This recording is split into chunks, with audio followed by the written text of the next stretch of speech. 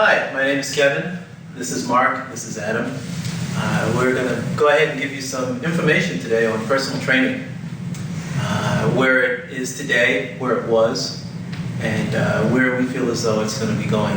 This is kind of just a round-the-table discussion, and we're hoping that through this 3 or 4 or 5 minutes that we can go ahead and give you some insight and maybe some information that's going to help you as far as getting a personal trainer. So, Mark is a certified personal trainer with AFA, and so, my question to you, Mark, is this.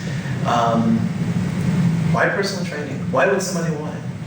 Well, I think a lot of people go to the gym with the idea that they're going to be able to go and work out by themselves.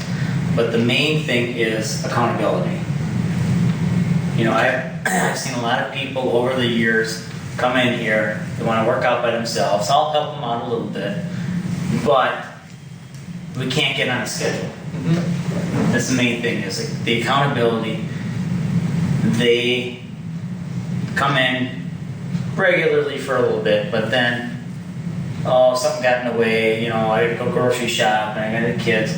Whereas if you pay for personal training, you're gonna make sure you do it. Mm-hmm. Otherwise it's a waste of money. Mm-hmm. Mm-hmm. And that I have found out. I've tried doing it, working with people, setting up schedules. Hey, I'm here at this time. Mm-hmm. Come on in. We'll work. This is my slow time. Mm-hmm. 7 o'clock at night. No one's here. Mm-hmm. A couple times, and then they fall off. Okay. Well, Adam, you're actually thinking about becoming a personal trainer now. Why? Why would you want to do that? Well, first of all, I like working out. I love it. This is to help people, get in the right state of mind, be healthier in their life when they get older.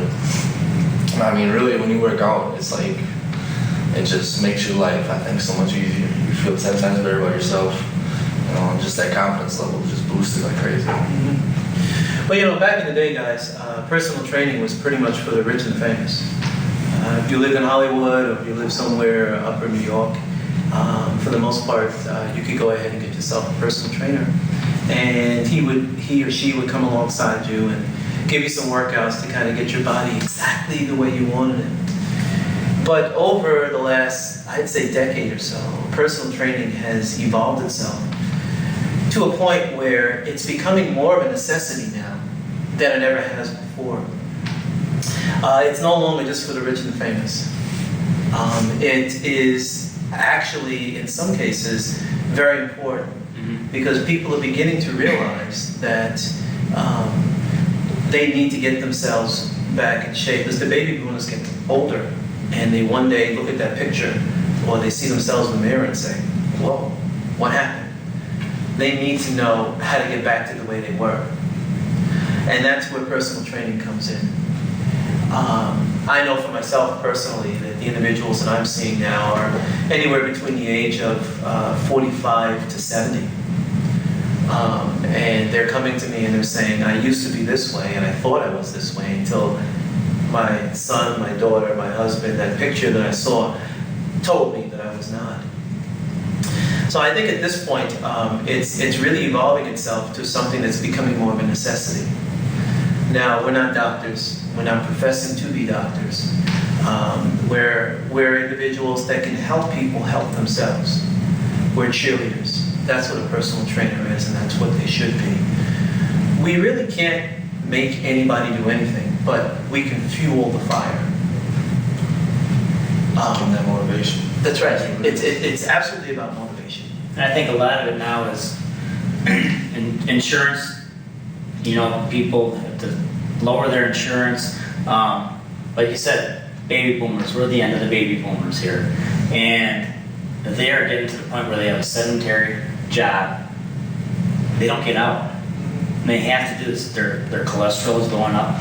Their blood pressure is going up. And the only way they're going to do that is by getting it out and exercising. Mm-hmm. It's not so much the diet, but the exercise. That's correct. And it's very important.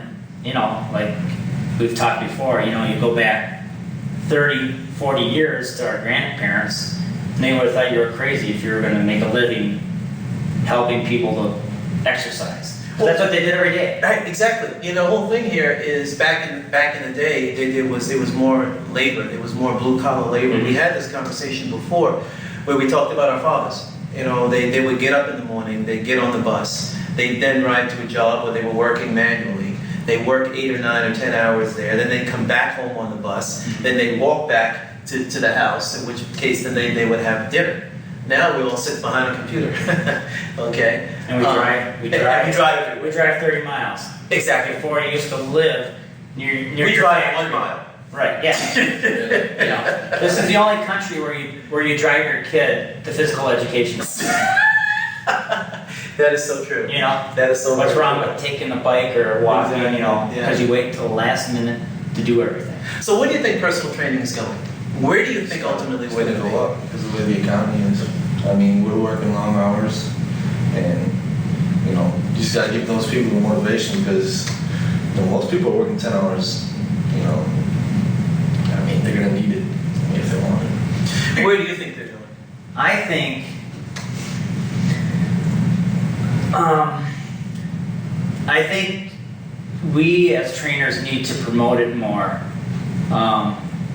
because if we don't, the population is just going to get more obese. With, you know, the doctors are going to tell them they have to exercise. They're going to say, yeah, okay, I'll join a gym. But you know, 90% of the people that join a gym never step foot in. You really need to get out and promote. But how do you promote it more? You just have to go out and talk to people, like what we're doing here. Mm-hmm. This, you know, you really have to get people to sit down and say, you know what they're making makes a lot of sense. Mm-hmm. Well, And here's it's not like we're trying to get extra money out of them or anything, but really that's the only accountability they have is if they're putting out a little extra Right. to do it. Otherwise, it's like, okay, you know. Well, I absolutely believe that the accountability is there. Okay, on both ends. Mhm. We're holding them accountable, and they're holding us accountable Right. also. And this is where I think personal training, certified personal training, is going. I personally believe that at some point in time, it's going to be health regulated. There are certain boards now that we need to take to be able to keep our licenses.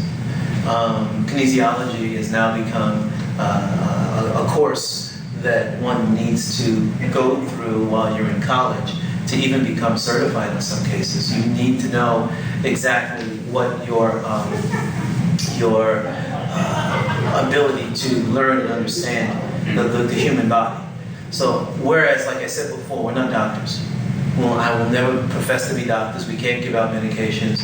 And if somebody does have a serious issue, they need to go to the doctor. We're going to be that stopgap. We're going to be that individual that's going to keep them from having the medications, from having the big problems. They're going to come to us first before they go into the medical field. Well, I want to thank you for listening today.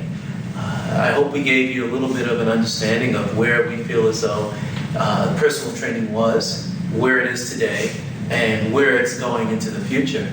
If you have any questions, you can go ahead and you can get in contact with me via the web. I'm at www.parkersfitness.com. That's my website. Or you can get in contact with me email, which is parkersplace1, the number 1, at svcglobal.net. Have a great day.